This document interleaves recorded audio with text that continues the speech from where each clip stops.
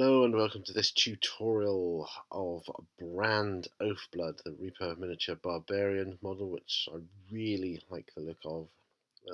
My first tutorial of 2019. So as you can see, I did prime the model. I like to prime my Reaper miniatures models for shading, if nothing else. So as you would expect, I'm beginning with the flesh tone there. Vallejo bronzed skin, that is. I've given him an all over coat of that. I did actually do 2 coats of that. So gun metal by Game Color is next. Where I did all the steel parts. I think gun metal is an excellent color choice to use for that. And I don't know, it just seems to go on Reaper models really well. It just likes to look. I like the look of it a lot. It's reminiscent of the Citadel Leadbelcher. Maybe just like a hair's breadth lighter. I don't know. It's not even really that noticeable, but it's pigment wise. It seems to It seems to mix easier and thin down easier than the Leadbelcher does for my liking. So I did like the sword and the axe blade and like the cup on his belt there, and a bit of there's like a little tiny bit of chainmail armor that he's wearing around him, which I thought looked quite cool. He does remind me of Conan the Barbarian, and I love the posture, the pose. And he's got his like, big sword in one hand and big axe in the other. Yeah, so I think when you put metallics or one of the layers of metallics on, that really starts to bring a model together as well, makes it look like it's coming forward. Now, Abaddon Black is next, and I'm using this for his hair because I wanted him to have jet black hair, and it's good because it means I get to tidy up my over painting of the skin where I was. Well, I'll be honest, I wasn't too careful putting that first layer on, which I never am. Good job of putting them on in thin coats. But this will make it tidied up a little bit, and each colour you do after the messy stage just makes it that much tidier, and it really starts to come together. It's doing like the pommel of his sword there as well, or the handle rather. And yeah, so once you get the hair, I think the top of the model, the bottom of the model makes the model look good. You can see he's still on his natural base as well at the moment. I did change that later on.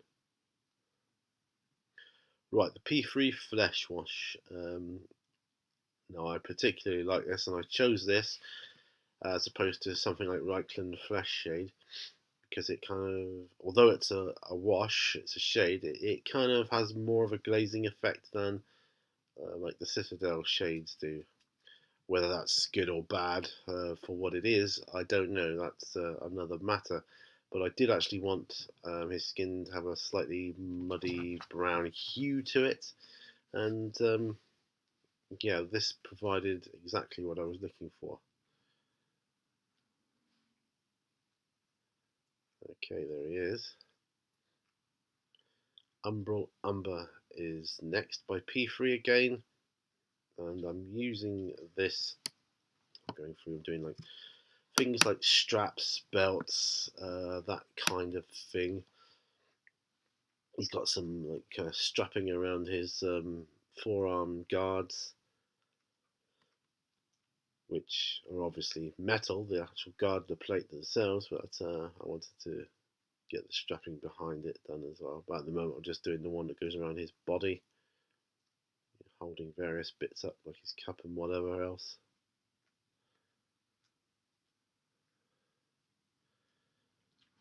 Right, going on to the wrist next.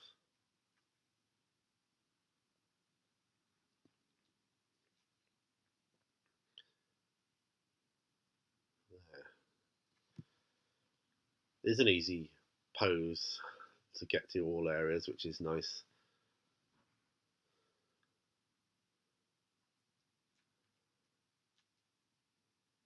Like so. As you can see, I'm using army painter brushes for the most part, possibly throughout, certainly for 99% of this paint job. Non-oil is next. Obviously going over the various metal areas there. I wanted to put the non-oil, start making it look like a steel. And I like to get that in. I like to get the washes in as early as I can. Well, at least something along those lines, because it takes a while to dry. Right, Ungor Flesh by Citadel is what I used to put some lighter highlight spots on his skin, patches of skin.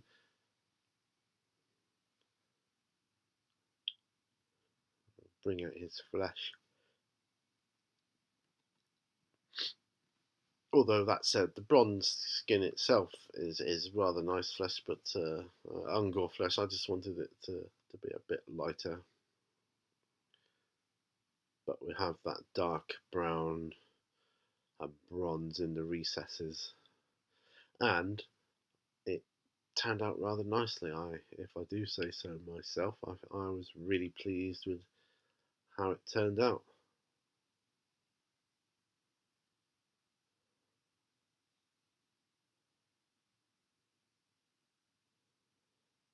It does have a lot of skin area.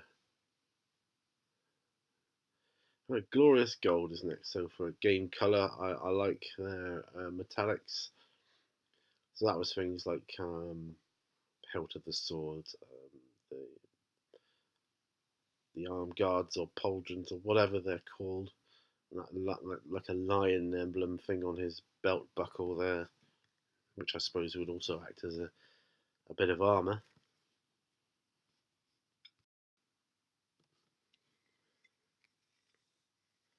We'll be coming up to me taking him off of that base soon, and I put him on a resin base I had, which looked quite suitable for him. You'll see that in due course. Whereas in the olden days, I would have kept him on the base he was on, because I knew no better. Is that the right way? Or I didn't know any better. That's more like it. Once you add the gold on to like the silver main colours, and the eye picks that out, it really starts like popping a bit more, I feel. Right, back to Abaddon Black, because as you can see, I've cut him off of his base. So I wanted to do the bottom of his boots before I super glued him onto his new round resin base, which I had pre-painted myself, and like a stone effect already for this model.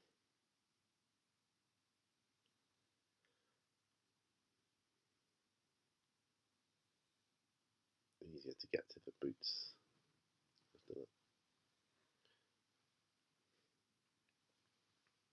It's not actually good practice to be holding the model with just bare skin like this, because you leave oil residue from your fingers. There you go, look, he's on his new base. Celestra Gray is next, and I'm just going to pop that around the tops of his boots, so it's be like a sort of really light coloured fur.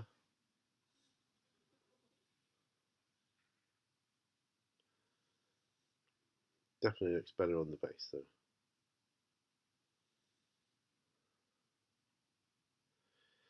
Yeah, if you can, I would recommend using gloves whilst you handle models, unless you've attached them to a painting handle or some such like, and you won't actually be handling the model.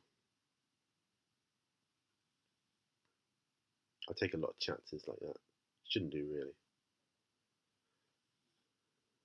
but yeah, I don't recommend you do it yourselves.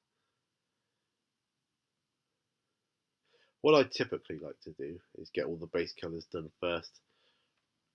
Sometimes, depending if it's a quick model, then a complete total wash, or if not, then specific area wash, and then I can do highlighting after. Things like these tops around the boots to take a little longer than you think.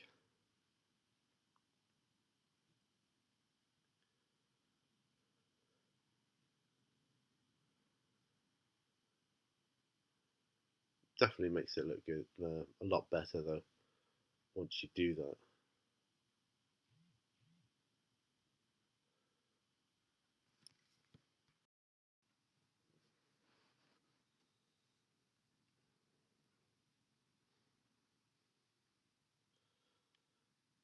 So I could have sped this up a lot quicker than I did, but I don't know, I just want it to be not real time. Well, it is kind of real time, but just, yeah, it's like double speed, I think.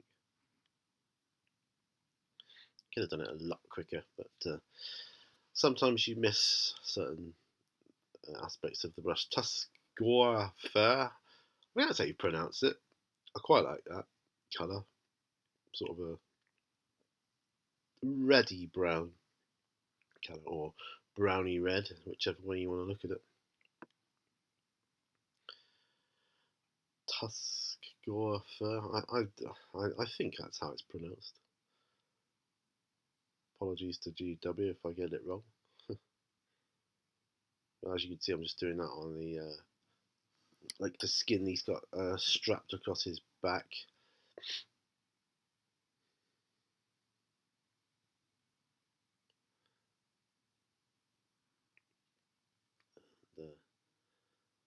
I think it works well for things like that, for furs and skins and stuff like that.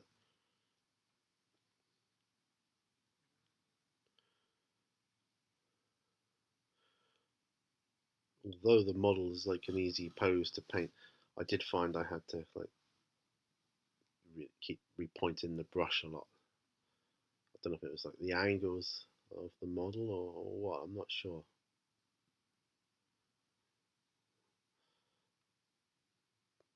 Super excited to see what he can do on the table for the visual aspect of D&D. I wished I'd had models like this when I was a kid.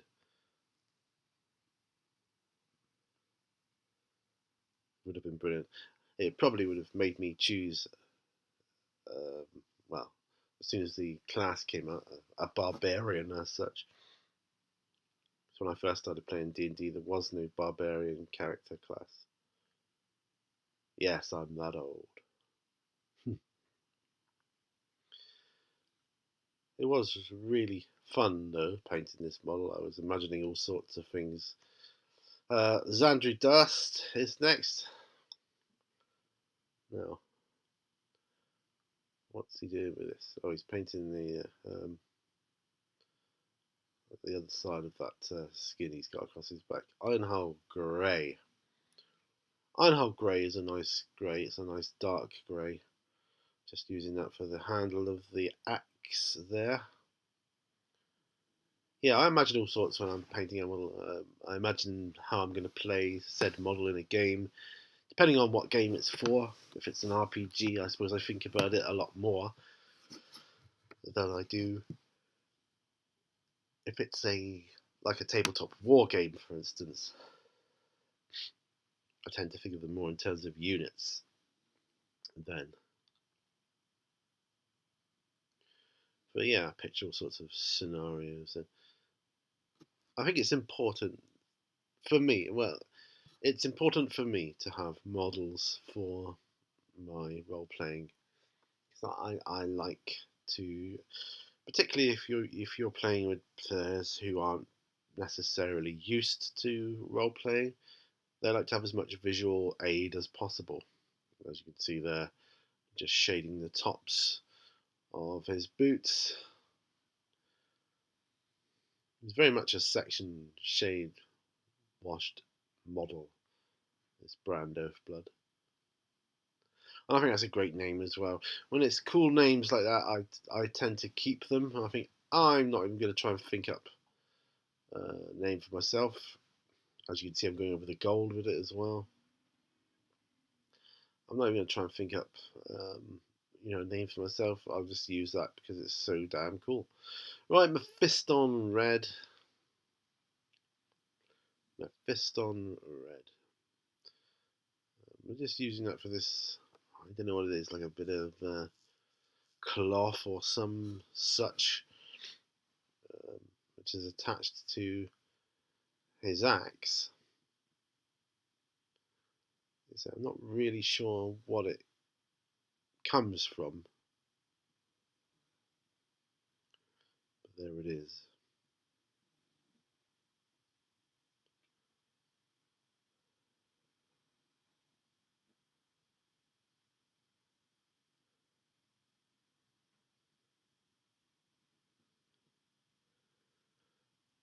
Right, Agrax Earth Shade.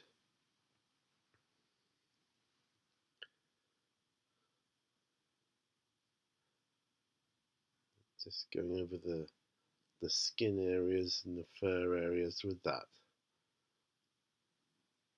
He's just about done then.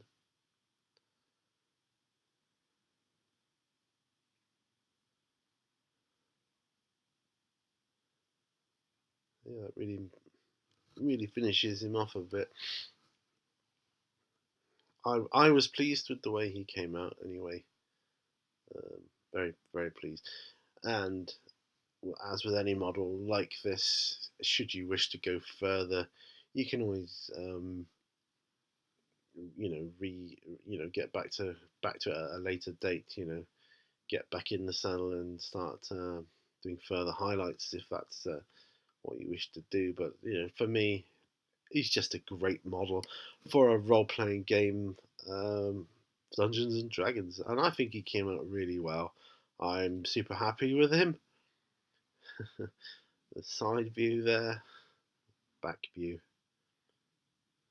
another side, back to the front. So thanks very much for joining me on this tutorial. But there he is, that's Brand Oathblood. I really enjoyed painting up this model. I hope to see you again on another tutorial. You will see, or you will notice rather, I will kind of try and evolve or change or experiment, I suppose is the best way of putting it, with how I do tutorials. Particularly at the moment, I'm going for a little bit of a change thing in my studio, so you might see different camera angles. Some might have music, some might not. Depends on how I feel at the time. I'm not putting any music to this one. It's just as is. And thank you for joining me. Remember, folks, all brushes lead to war. And I'll see you on the next video. So bye for now. Bye-bye.